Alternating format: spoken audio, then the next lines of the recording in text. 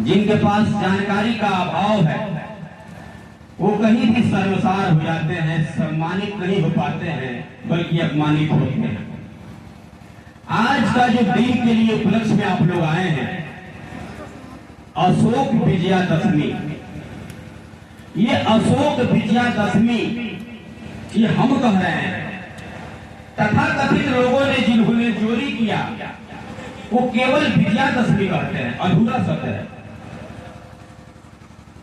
विजयादशमी यानी महिषासुर पर तथाकथित दुर्गा देवी का विजय, इसी को विजयदशमी के रूप में प्रसारित किया गया। एक एक शब्द को सुनेंगे, एक एक शब्द का उच्चारण और अर्थ के साथ बताने का प्रयास करूंगा, जानने का प्रयास करेंगे। महिषासुर ये दो शब्दों से मिलकर बना है, महेश्वर और असुर। महेश्वर महा मने बड़ा, ईश्वर मने ईश्वर। ईश्वर में जो सबसे बड़ा ईश्वर, ईश्वरों में जो सबसे बड़ा ईश्वर, उसको महेश्वर बोलते हैं। भगवान बुद्ध को ही बोला गया है महेश्वर। उसमें जोड़ा गया असुर। सुर और असुर, मैं बोला मेरी बात को ध्यान से सुनेंगे, बहुत सारी जानकारियां लेकर जाएंगे। एक होता है सुर और एक होता है असुर। असुर किसे कहते हैं? ऐसा तथाकथित मनुवादियों ने अपने पुस्तकों में लिखा। असुर का परिभाषा, असुर के विषय में जो दृष्टांत दिए गए, असुर के विषय में जो जानकारियां तथाकथित मनुवादियों ने अपने पुस्तकों में लिखा, वो क्या लिखा? असुरास्तरे दैत्यः सुरास्ते नादिते सुता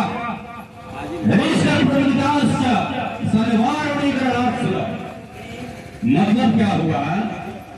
असुरास्तरे दैत्यः, वो लोग दैत्य होते हैं, असुर होते हैं, राक्षस होते हैं, पिशाच होते हैं।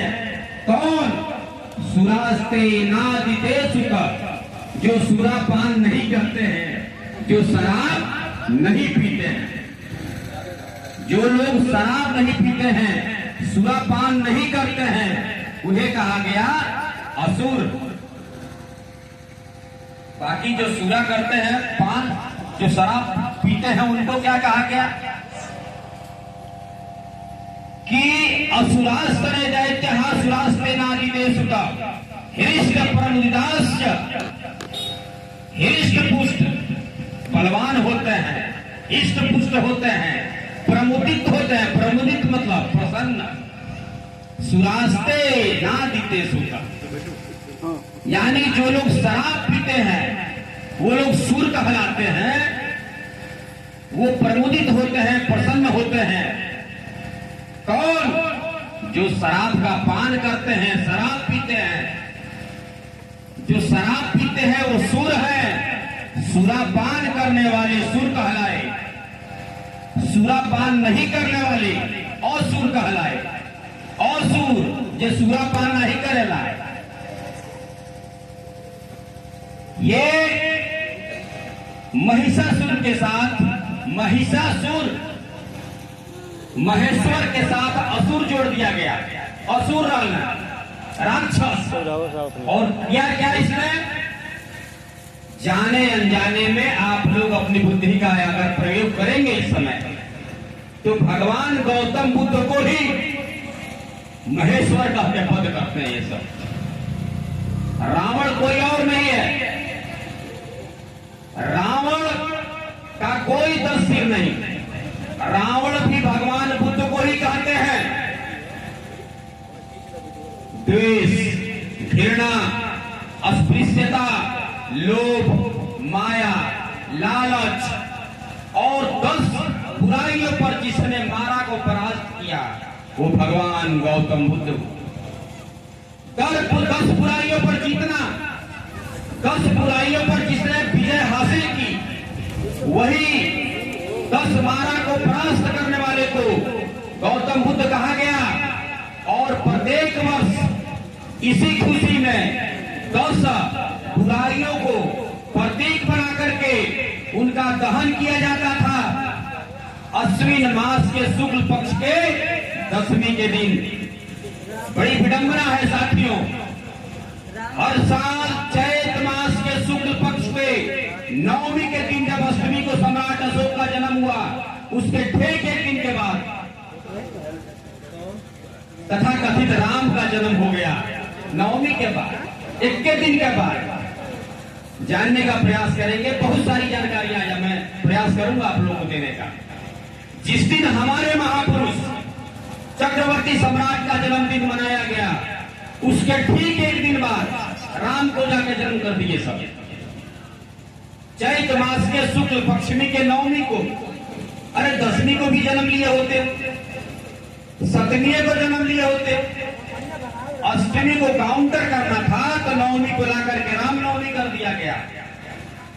अश्विन मास के शुक्ल पक्ष को जब कठिन चीवर दान का प्राविधान भारत में हुआ, उसको काउंटर करने के लिए आज के दिन कुआर के महीना, बिहार में अश्विन कहल जाला, उत्तर प्रदेश में कुआर, एक के महीना के 2 गुना हो।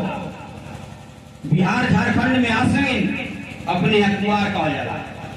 कुआर महीना के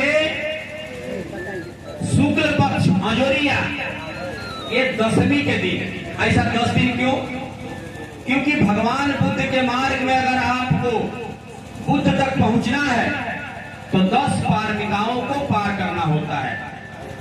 दान पारमिता, शील पारमिता, प्रज्ञा पारमिता, अधिष्ठान पारमिता, खंति पारमिता, उपेक्षा पारमिता, ऐसी 10 पारमिताओं को जब लोग पार करते हैं तो बुद्धत्व को प्राप्त करते हैं।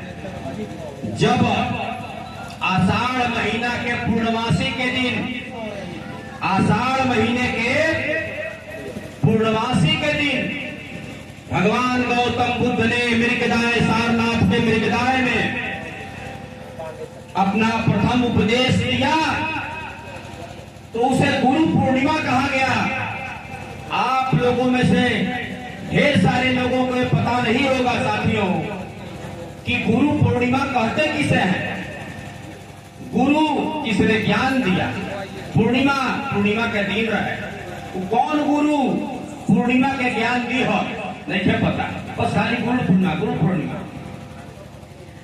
आषाढ़ महीने में पूर्णिमा के दिन सारनाथ के मृगदाय पत्तन में जब भगवान बुद्ध ने सबसे पहली बार धम्म देशना दिया, तो उस धम्म देशना के बाद वर्षावास प्रारंभ होता है। वर्षावास, वर्षा धन आवास, वर्षा मैंने बरसात के दिन, आषाढ़ सावन भादो कुवार 4 महीना। आषाढ़ के महीना के बाद बरसात में बौद्ध भिक्षु बाहर नहीं निकलते थे। ऐसा माना जाता है कि बरसात के दिनों में जब बारिश होती है तो छोटे छोटे जीव जंतु जमीन के बाहर निकलते हैं, पैर से उनके दब के मर न जाए। इससे बचने के लिए भगवान बुद्ध और उनके शिष्य 4 महीने का वर्षावास किया करते थे। उसी क्रम में जब 2.5 महीने का समय पूरा हुआ, आप जोड़ेंगे तो आज का समय लगभग 2.5 महीना हुआ। तो 2.5 महीने के अंतराल में महिलाएं क्या करती थी भारत की? कठिन चीवर हाथ से बुनाई करती थी, जिसको हथिन चीवर बोलते हैं। हथिन माने हाथ, चीवर माने कपड़ा चिरकुट बटोर के जो जोड़ के सियल जाला। पहले ऐसे ही होता रहा, कपड़ा फाट जाए तो घर में मैं दूसरा चिरकुट बटोर के सियल ऐसे हाथे से। तो बौद्ध भिक्षुओं को 2.5 महीने के बाद आज ही के दिन 10वीं के दिन एक उत्सव पूरे भारत में मनाया जाता था। उस उत्सव का नाम था पवारना। और पवारना के दिन सारी महिलाएं 10 पारमिताओं का पालन करते हुए एक एक दिन एक एक पारमिताओं का पालन महिलाएं करती थी। और झुके तरह ना ही कि 4 बजे 3 बजे भोर में अड़हुल का फूल खोजे ताड़ी शुरू 4 से बार के उनके घर है, उनके घर है, ले जाके चढ़ाया बता सुई काम नहीं। 10 पारमिता। सबसे पहले मैंने क्या बोला? दान पारमिता। दान करना मतलब कौन चीज? दुआरे पे आकर चाव दे रही नहीं। दान का मतलब होता है वो दान जो भौतिक वस्तुओं का दान न करके आध्यात्मिक दान किया जाता है, जिसका उल्लेख और वर्णन जीवन में कभी नहीं करना चाहिए। जैसे मैंने किसी को ब्लड डोनेट किया, हमने दान दिया, अपने शरीर का आंतरिक खून दिया किसी को, कहना नहीं चाहिए दान कर दिए तो कर दिए। किसी भूखे को अन्न खिलाए, कहना नहीं चाहिए कि फलाने खिलौनी। बहुत लोग का एक दिन खिलावेला 14-15 दिन को आई रहा 4 रोटी खिलौनी घट गए तो वही मांगता होगा। ऐसा नहीं। 10 पारमिताओं का पालन जो महिलाएं करती थी, उसमें पहला दान पारमिता हुआ करता था, दूसरा होता था सील पारमिता। सील माने पंचशील। पाणातिपाता वेरमणि सिक्खापदम समादियामि। अदिन्नदाना वेरमणि सिक्खापदम समादियामि। कामेषु मिच्छाचारा वेरमणि सिक्खापदम समादियामि। मूसावादा वेरमणि सिक्खापदम समादियामि। सुरा मेरे वज्रपमाद ठाना वेरमणि सिक्खापदम समादियामि। ये 5 गो सील के पालन करे सो एक एक दिन एक एक पारमिता को पालन करते हुए समस्त भारत की महिलाएं आज विजयदशमी के पवारणा के उत्सव पर बौद्ध भिक्षुओं को चीवर दान करती थी। वो चीवर बड़ा कठिनाई से बने, वही सब का नाम धराई कठिन चीवर दान।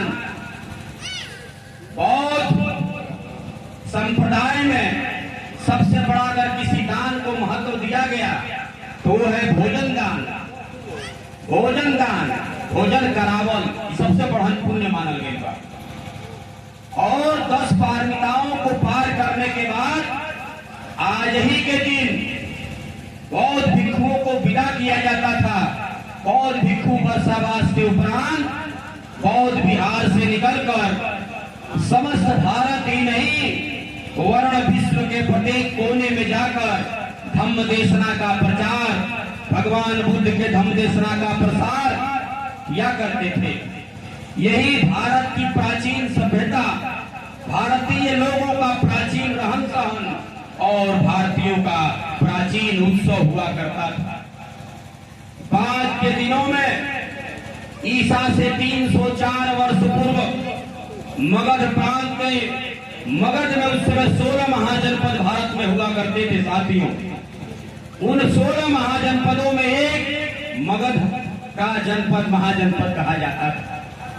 आज से ईसा से 304 वर्ष पूर्व लगभग 2300 साल पहले चंद्रगुप्त मौर्य के घर में एक बालक का जन्म हुआ जिसका नाम था अशोक। चंद्रगुप्त मौर्य के 2 ही बालक का वर्णन मिलता है साथियों।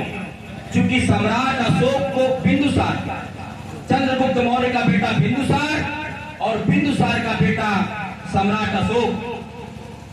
आपको जानकारी हो इसके लिए मैं बताऊं कि सम्राट अशोक को बदनाम करने के लिए, सम्राट अशोक को अपमानित करने के लिए, इतिहास में मसीहा न बन जाए, इससे उनके ऊपर एक बहुत बड़ा लांछन लगाया गया। क्या लगाया गया कि सम्राट अशोक ने अपने राजगद्दी को प्राप्त करने के लिए अपने 99 भाइयों का वध किया।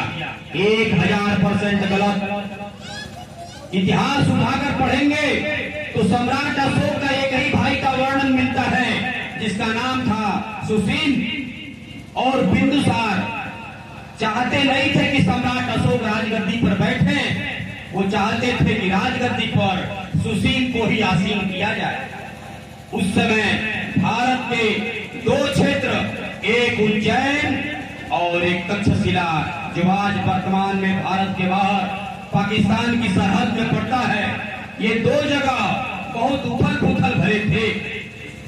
बिंदुसार ने कहा अपने पुत्र अशोक से कि बेटा तुम जाओ और जा करके जो उज्जैन में अशांति फैली हुई है, उज्जैन की जनता के बीच में द्रोह फैला हुआ है, कहीं राष्ट्रद्रोह ना हो जाए, वहां की जनता सड़क पर ना उतर जाए, उसको सांत्वना देने के लिए तुम जाओ और उज्जैन की जनता को शांत करो। जब सम्राट अशोक उज्जैन जा रहे थे तो रास्ते में रात हो गई, और रात होने के बाद उस नगर के सबसे प्रतिष्ठित, उस नगर से सबसे धनी सेठ के यहाँ रात्रि विश्राम किए। जब रात्रि विश्राम किए सम्राट अशोक उज्जैन में, तो जो सेठ था, जो धनी व्यक्ति था, उसकी एक बेटी थी जिसका नाम था देवी। देवी को सम्राट अशोक से प्रेम हो गया और उसने प्रस्ताव विवाह का रखा। धनी सेठ के सामने जब सम्राट अशोक ने विवाह प्रस्ताव को स्वीकार किया तो ही विवाह हुआ, और सम्राट अशोक के देवी के पेट से एक बेटा जन्मा जिसका नाम था महेंद्र, इसे महेंद्र भी कहते हैं, महेंद्र, और एक बेटी जिसका नाम पड़ा संघमित्रा, आज संघमित्रा कहते हैं। ये एक पुत्र और एक पुत्री हुई देवी के गर्भ से। बाद के दिनों में जब तक्षशिला में अशांति फैली और वहां राजद्रोह की संभावना उत्पन्न हुई, तो सम्राट अशोक को उनके पिता बिंदुसार ने बोला कि तुम्हें तक्षशिला जाना होगा। तक्षशिला गए और तक्षशिला में इन्होंने विवाह किया। कालुवाकी से सम्राट अशोक की दूसरी पत्नी का नाम कालुवाकी, उसके गर्भ से एक बेटी जन्मी जिसका नाम था चारुवती, कुछ लोग चारुमती कहलाए, और एक बेटा जन्मा जिसका नाम था तीवरक। ध्यान दीजिएगा, तीवरक लास्ट में कोबा। इलाहाबाद में जब जाएंगे और सम्राट अशोक का आज भी वहां स्तंभ है, अशोक स्तंभ, उस अशोक स्तंभ पर इनकी पत्नी कालुवाकी और पुत्र तीवरक का नाम लिखा है। कुछ लोगों ने कौ को मिटा दिया, गद्दारी के साथ मिटा दिया, और सम्राट अशोक के बेटे का नाम तीवर बखाली, तीवर को मिटक गया, अर्थ बदल गया।